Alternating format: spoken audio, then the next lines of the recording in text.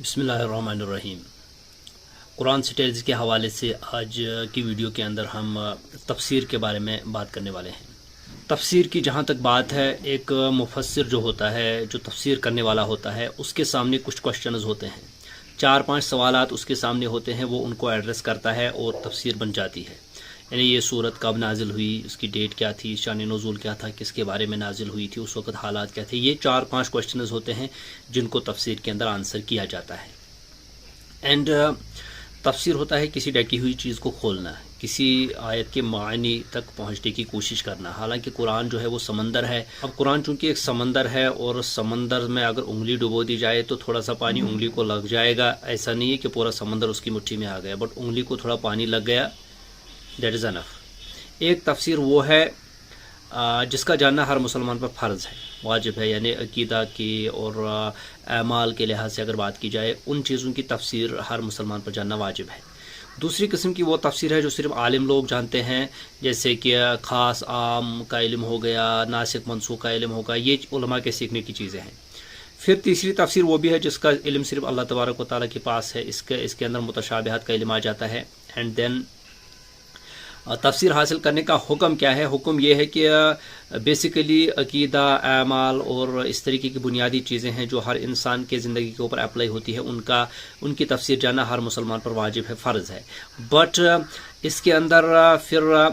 الفاظ کے معانی اور اس کے اندر ڈیپ گہرائیوں میں جانا وہ علماء کا کام ہے، وہ اس کی جو واجبیت ہے وہ اٹھ جاتی ہے ہر کسی پر سے، اور یہ پھر اس کیٹیگری میں آ جاتا ہے جس کو پھر واجب الکفائی کہا جاتا ہے، یعنی یہ کفایت کر جاتا ہے۔ کچھ لوگ، کچھ بستی میں کچھ لوگ، جس طریقے سے جنازے کی نماز ہوتی ہے، اگر وہ پڑھ لے تو باقی سے فرضیت ساقط ہو جاتی ہے، تو اسی طریقے علماء کا معاملہ ہے، وہ بھی یہ تفسیر حاصل کرتے ہیں، اور باقی سب لوگوں کے اوپر یہ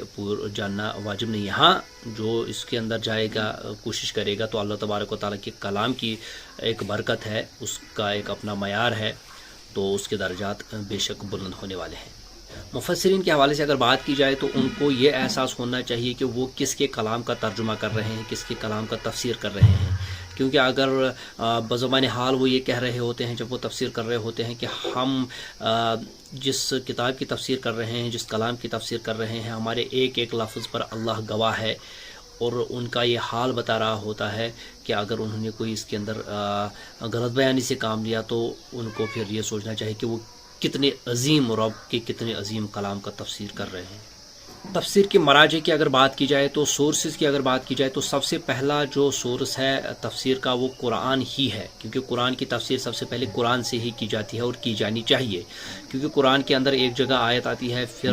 کسی دوسری جگہ اس کی تفسیر خود آ جاتی ہے، یا اس کی آیت کے ساتھ ہی اس کی تفسیر بھی آ جاتی ہے۔ فار ایگزامپل وما ادراک ما الطارق، اس کا جواب ہے النجم الثاقب، یا والارض بعد ذلک دحاها، اس کا جواب ہے اخرج منها ماءها ومرعاها۔ یہ تفسیر القرآن بالقرآن کہلاتا ہے۔ یہ پہلا رول ہے، پہلا سورس ہے قرآن کی تفسیر کے حوالے سے، کیونکہ قرآن کی تفسیر اللہ تبارک و تعالیٰ ہی بہتر کر سکتے ہیں، اور وہی جانتے ہیں اس کا مطلب کیا ہے۔ سیکنڈ نمبر پر حدیث رسول صلی اللہ علیہ وسلم اس کی تفسیر مانی جاتی ہے، کیونکہ یہ امت نے بالاتفاق اس کو مانا ہے، کیونکہ حدیث بھی ایک آتھنٹک سورس ہے، وہ بھی اللہ تبارک و تعالیٰ کی طرف سے ایک وحی ہے، وہ غیر مطلوب وحی ہے، اور وہ بھی اللہ تبارک و تعالیٰ کی من جانب اللہ وہ بھی ہے، تو حدیث کو قرآن کی سیکنڈ نمبر پر تفسیر بیان کر دیا گیا ہے، اور اس کو as a source second number پر لینا چاہیے۔ تھرڈ نمبر پر اگر بات کی جائے تو وہ اقوال صحابہ ہیں، کیونکہ صحابہ ڈائریکٹ رسول اللہ صلی اللہ علیہ وسلم کے اسٹوڈنٹس تھے، انہوں نے ڈائریکٹ ان سے